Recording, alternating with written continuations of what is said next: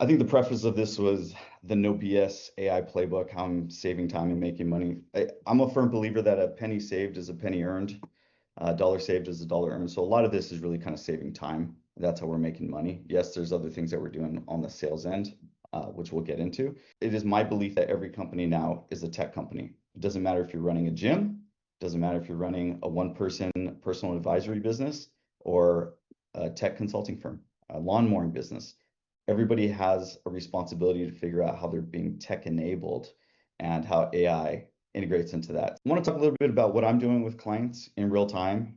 This is a short list. I could probably extend this list by another 10 bullets, but these are the ones that I think are the most important. So documenting and rebuilding client workflows, which really we're going to spend most of our time talking about workflows because it's very important.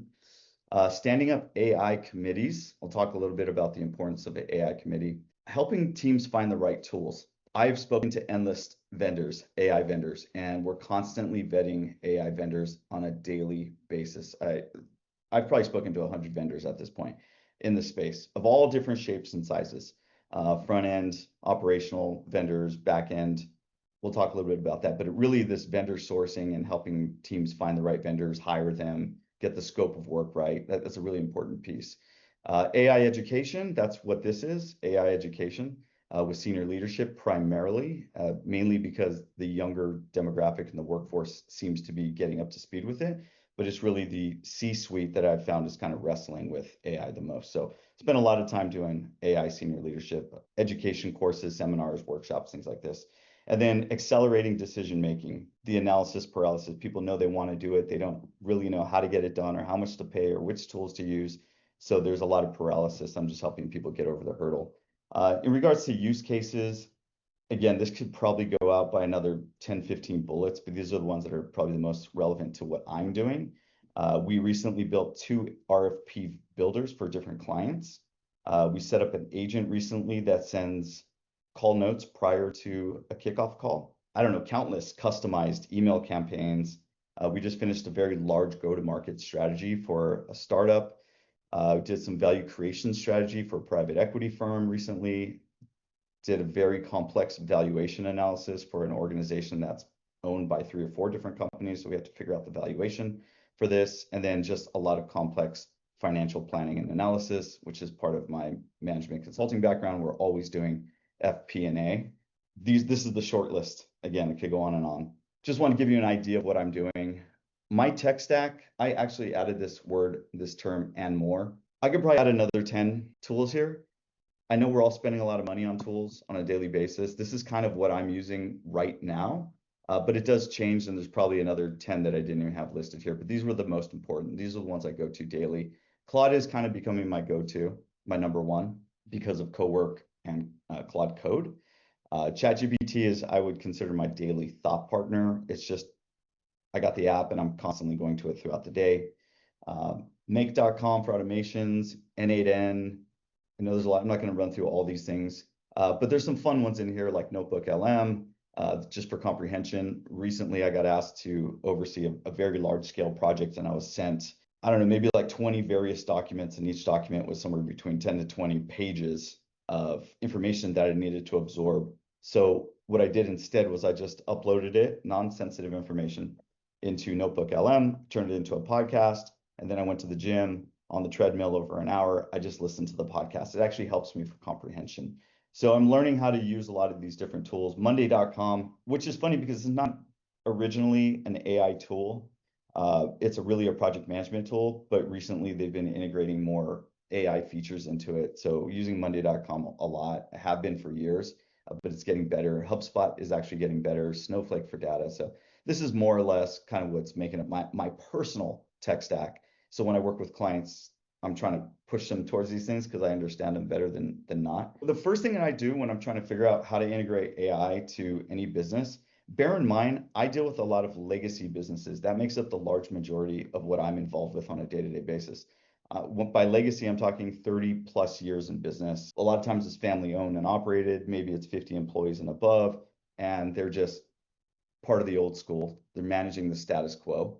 So I just like to break their businesses down into 3 parts. I could get more complicated than this, but 3 parts is simple. It's what's happening on the front end with your sales and your marketing, your lead generation, what's happening in the middle with the delivery of your product, your operations, product or service, and then what's happening on the back end, HR, legal, finance. I would say the front end and the back end are like the easiest to start looking at to analyze. The middle part is the most complicated because this is what businesses do. This is their secret sauce. And, maybe you're manufacturing doors, maybe you're, creating a widget or something. So it's not always so clear cut on what we're going to do in the middle part, but looking at contract reviews, doing compensation documents, or on the front end, doing sales copy, marketing copy, things like that. Not terribly complicated, and teams are moving a lot faster. That's the one thing I've noticed, where in the past, it might take 6 weeks to get a website built or a landing page spun up. Now we're doing it in a matter of an hour, 2 hours. So the time gap has just been condensed greatly. It doesn't mean it's always kicking out great work, but it's just we're moving a lot faster than we once did. When I look in those individual front, middle, and back, it's just breaking down workflows. We like to look at SOPs, but when we break down workflows, the most important thing is just asking these questions. How many steps are in this workflow? What's the tool that we're using in the workflow? Who's involved in the workflow and how much time it takes? That's pretty much it. This is the screenshot right here. From there, then we can ask questions of, well, how do we integrate AI into this? How do we integrate automation? Can we take a 4-step process down to 3 steps? Can we remove maybe 2 or 3 human interactions?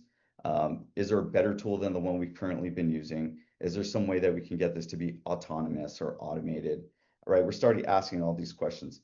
So when I bounce between this screen and the previous one, it's just going into a large organization that knows they want to start modernizing their company. They know it needs to happen. By the way, every single company knows they need to start modernizing and figuring out this conversation. So just start in the front and say, okay, walk us through your process. Let's go through the SOPs. None of this is easy, by the way, but it must be done. Sometimes it's just a long, laborious, slow, dragging process and things are breaking or we're testing stuff, but it has to get done. So our job on the consulting side is just to keep the pressure up and to keep the encouragement, the motivation going, saying we can do this, we can get it together. And things, surprisingly, over time, they get better. They get better, they get better. And that's usually what we see. 6 months, 9 months, 12 months down the road, we actually look like an entirely different business, an entirely different organization. And it's really nothing more than just going through workflows. That is the secret sauce. So think about from a department level, if you say, okay, well, how are we going to optimize our HR department? Just think through the workflows. We have to put together job descriptions. We have to do, go down the list, all the different things. And just start using AI and figure out the automation through that. That's kind of how we're getting it done right now. Build micro. So this is really important. And this was actually a big shift for me. So previously I had built a GPT for myself, Tim GPT. But what I realized it was too macro. The reason I built it was I wanted to have a GPT that I could talk like basically I was talking to myself. And I wanted this GPT to always remind me, wait a minute, we already wrote a book on that, or we wrote a blog on that, or we've already done this for 10 clients in the past, stop recreating the wheel. So it's been very useful for me in that regard to have like my own GPT. If anyone wants to know how to build their own, it's pretty simple. But really the hack is I started thinking about it that it was too macro. So when we go into organizations, we look at roles, we're really saying, well, what are the individual tasks that this larger role has to do? So for example, if we're looking at a chief business development officer, their role is made up of, let's say, 4 or 5 subtasks. So really what we're trying to do right now is build these agents for the subtasks instead of just one macro business development AI. It's a research AI, a sales copy AI, an email, event marketing AI, whatever this person has to do. So one of the great hacks is to have AI interview you about your role and say, this is who I am, this is my title, here's all the things I do, now help me build up mini agents. We don't need to start from scratch all the time. Let's just use the tool, whatever one you want, Claude, pick it and say, hey, interview me. I actually have some interview scripts, so if anyone wants them, I can email to you after, or maybe I'll just send it with the deck after. But that's kind of like the big hack for me recently, is just thinking more micro, more task oriented. This is my operations brain. Don't build on bad systems. So we just want to first eliminate bad systems and then build new systems. Regardless if you're using AI or not, you always want to remove bad, waste, redundant systems, things that just don't make sense. They're a drag, they're manual. I see it all the time. I still have organizations that use paper, like truly they're writing physical invoices. It's kind of crazy. Before we go and automate everything, we don't want to automate bad systems, bad protocols, bad policies. So just take a moment as you're going through your workflow processes saying, this doesn't serve us anymore. Just get rid of it. Outdated tools, things of that nature. Now's a really good time to do that. Then we can build new things, new protocols. So I just want to make that point that you don't want to build on bad, outdated, broken systems. AI needs context. This was a recent shift for me, which is building context files. So I built a personal constitution, a personal context file. I had AI interview me for a good 30 minutes. Again, I can send you my notes, my interview questions. And then when it was done interviewing me, we had created a very comprehensive context file for me of who I am, how I work, my goals, my taste, my do's, my don'ts, the whole bit, all of it. And then I uploaded it and say, this is how we're going to operate together. When we speak, when we communicate, this is the context on me. I'm also doing that with all the businesses that I have with my clients, and I'm also doing it with all the roles.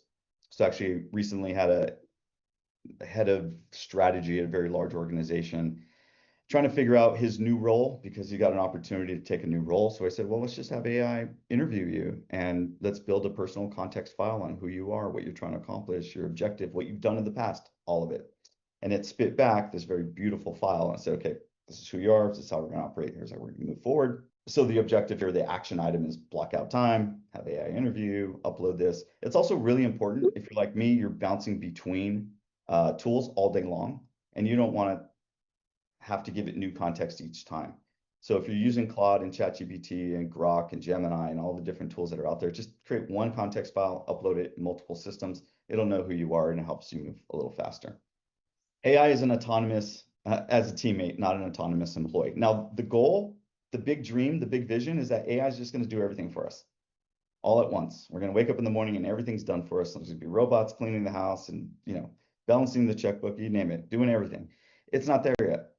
So while we have the promise that it can do all these many beautiful, wonderful things, I have been on my journeys. I've spoken to hundreds of companies about what they're doing. And yeah, people have things figured out, some more than others, but no one's living the full dream of a completely autonomous company yet. Now you can read the New York Times articles. There's one guy out there that has a one person, $1 billion company. That's one person. However, it's coming. It's coming faster than we want to imagine. So right now, just look at it as a glorified teammate. It is the best teammate you maybe have ever had, the most intelligent teammate you've ever had, but you're not really replacing anyone per se just yet. Mundane tasks, little things we're starting to see slowly go away now, like graphic design, web design, SEO, copywriting, all the lower like day-to-day mundane tasks. We're starting to see some of that kind of drift off and go away, but not entirely. Someone still kind of needs to manage the process. So really just think of it as a teammate versus I'm going to hand it and it's going to do everything for me. We're not there yet. Data, just one important point on data. I can't tell you how many times a project slows down because the data was a mess, or the data wasn't easy to find, or the data was all over the place, or. Think of all your data as good information, but right now I always say like deputize a data champion. You should have someone inside your organization that's just thinking data. So past customers, proposals, client list, marketing data, whatever you can get, organize it, store it safely, securely, and then this is actually going to help your agents in the future become much more powerful. If you want to start a transformation project, but then we waste 3 months trying to find data, it's a waste of time. It's just a burn. At the end of the day, the real differentiator is judgment. It's human taste. And yes, good prompts still matter. This guy right here has 8 fingers and 3 feet. So we're still seeing a lot of AI slop out there. Maybe your competitive advantage, your unique value proposition is that you're still using a lot of human intellect and you're just better than the AI slop is out there. I still think there's a value prop for that. Humans are still pretty smart and intelligent individuals. So there's really no reason for us to be passing off bad work at this point. So just always review the output. I see people try to move too fast and they're not reviewing output and stuff gets broken. Especially, I mentioned earlier, doing complex financial modeling with thousands of cells and everything's connected, and we still find bugs, which is scary when we're doing very deep dive analysis on financials. We want to make sure there's no bugs. So if we're still finding it using tools like Gemini and all their plugins, it's not perfect. It's not perfect yet, so always review. Start deputizing. This is by far the most important thing anyone could be doing inside of their organization. Doesn't matter how big your company is. You need to pick uh, a champion for your AI. One person who owns it, and that person can work with other people, but you really need to deputize someone. If you're working in an organization, let's say 5+ people, most certainly if you're in that 500 person category that I was talking about, you need to have someone who's owning it. When they own it, I recommend giving them some playtime, blocking it into the calendar. If you're not giving them actual time, it's gonna be really hard for them to play with all the different tools. I mean, half a day on Fridays, whatever it is, someone needs playtime. They also need a budget. It doesn't need to be a big budget. They're gonna need a few $100 to start subscribing to tools and start playing around. So if this is you, this is relevant, this is striking a chord, get your deputies in place and get them to start building these mini subcommittees. The larger organizations, we have one deputy, and then we have them overseeing a committee for each department. So that's what's happening at the much larger organizations. So once a month, they have an HR AI committee, a finance AI committee, a sales and marketing AI committee, and they're just trying to test one tool. All they're looking for is one use case. And then once they have the use case in place, and then we look for a business case to expand it, invest more, and so on and so forth. We're really looking to build super employees, I think, first. The big question of today is what's better? If you take a staff of 20 and cut them down to 10, but yet you've enabled them with AI, right? Or you took a staff of 20, you've made them capable of a team of 40. There is no answer for this. The answer is stylistic. It's whatever you think is best for your company or an organization. A lot of people are up in arms of like, hey, AI shouldn't be replacing us. We shouldn't be firing people. I would go with if we can just double the capacity first, mainly because I haven't fully seen this beautiful autonomous nirvana yet. So what we're trying to do is we're just trying to increase the capacity of our existing team versus replacing them. That's really the objective. And then we want to make sure we're giving them the best access to tools. All right, smart humans still required. Never forget it. So there's really no substitute yet for an intelligent human that's appropriately compensated, well-trained, talented, and eager to advance the mission of the organization. That's always been the goal, is to get smart, talented humans inside of your organization. Yes, we want AI, but really we want AI to make them more effective. So where AI fails, I'm sure we all know where AI fails. We've all dealt with hallucinations, weak strategy, garbage in, garbage output, no human taste, kind of going back to the picture with 8 fingers. Security risks, that's a big one. People are really nervous about security, AI slop, over automating, kind of destroying the customer experience and finding out way later that the customer experience was destroyed because you over automated. And then over investing and underutilizing. I've met other company owners that are like, yeah, we're spending $1,000 a month, but they can't show you anything for the output and no ownership. So you always got to make sure you have that deputy in place. Basically, there's 3 levels of agentic AI. Right now, a lot of us are using level 1, which is just inputs into ChatGPT and we get some kind of output. That's cool. Level 2 is where we're plugging into tools, and then level 3 is where it is fully autonomous. Again, that's the goal. Level 3 is the ultimate goal.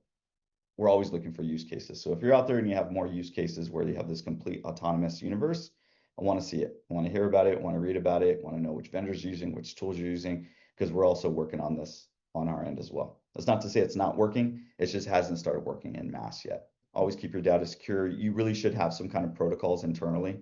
What can get shared, which tools you're using, what policies you have in place. You got to start thinking about this early, not uploading sensitive information. Again, I think everybody's been a little loose on that from where I've seen.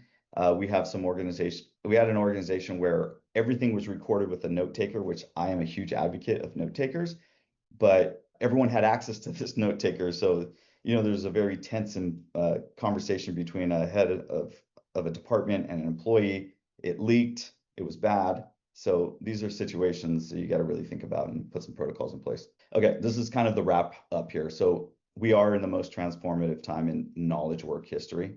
You got to adapt. Only the brave, courageous, and curious will survive.